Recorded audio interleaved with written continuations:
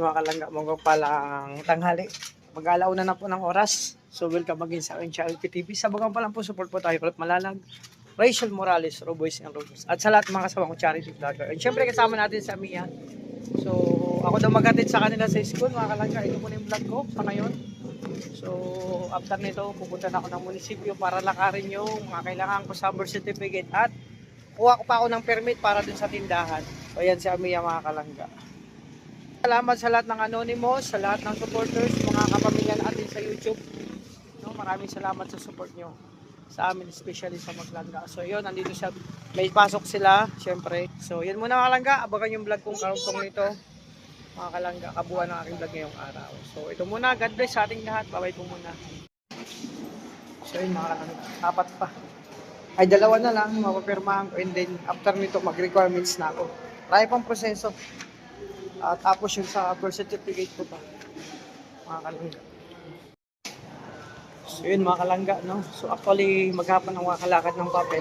So tinanong ko about, mayroon na akong mga nalakad na. So ang kailangan ko lang ultrasound tsaka medical certificate para ma-process. Kaso nga lang, nagtanong ako dun sa dun sa opisina.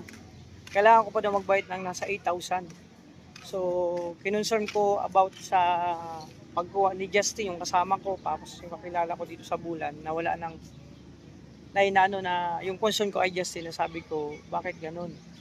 Sa ibang municipality may bayad, walang bayad na. Pero dito meron, kasi for processing daw yan.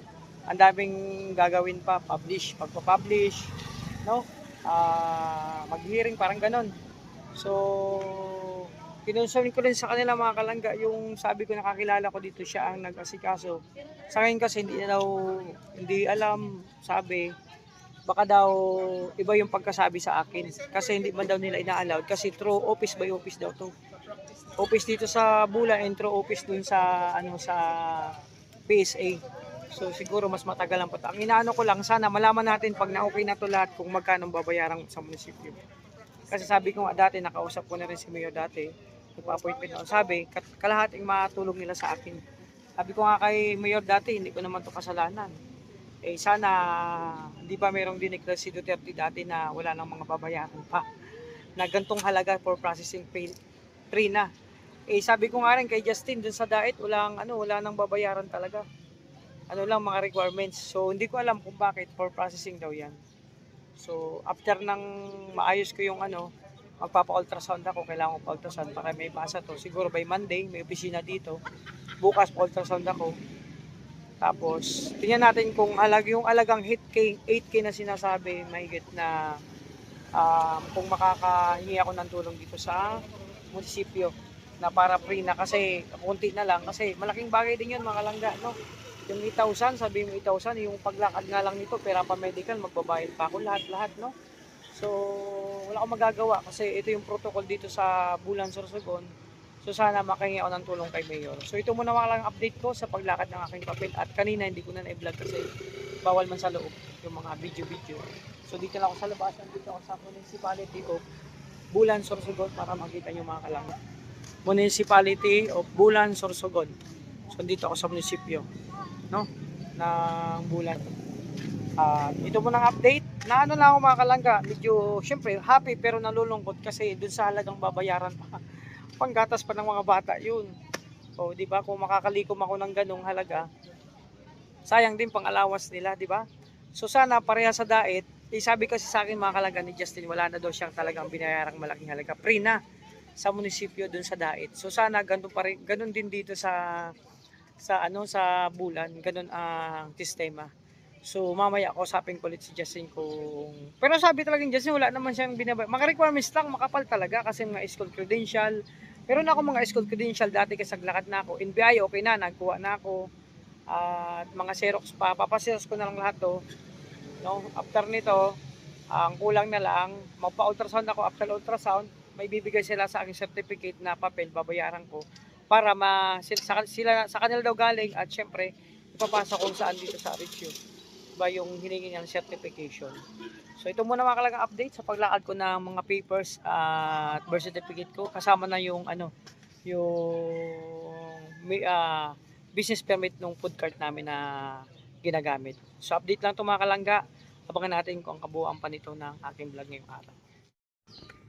So yun mga kalangga, magpapalang umaga sa lahat, no? Welcome again sa aking channel, PTV. Sa bagang pa lang po, support po tayo, Rul Malalag, Rachel Morales, Roboys and Rogues, at sa lahat ng mga kasamahan kong charity vloggers, mga kalangga. So actually, kakauwi ko lang, galing ako sa MMJ, dun sa ano namin na pwedeng mag-ultrasound, and then sa clinic.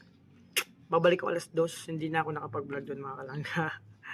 So kakabalik ko lang, actually, grabe si Kalib.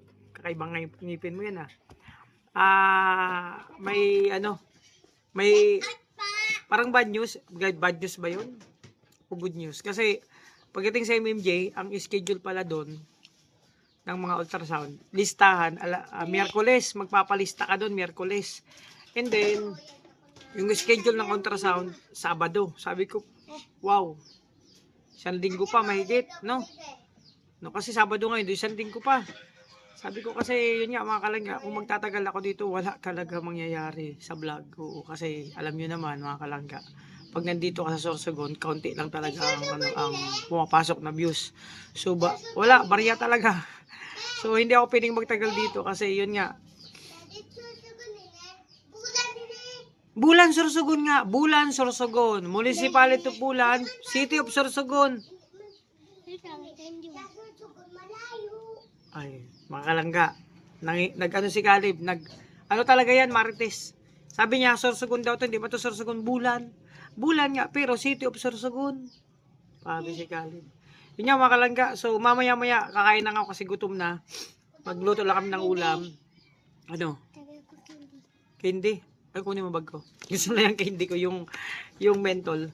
So mga kalangga, pupunta ko ng hospital Sorsogon para sana pagdating ko doon may available na ultrasound kasi hindi ko alam kung bakit magpa-ultrasound pa ako mga kalangga. Ito yung inaano ko ito yung pinakatakot ko malalaman So magpa-ultrasound. Sana pagdating doon sa Erosin Hospital makapag-ultrasound na ako tapos kahit balikan na lang sana may result agad kahit hapon.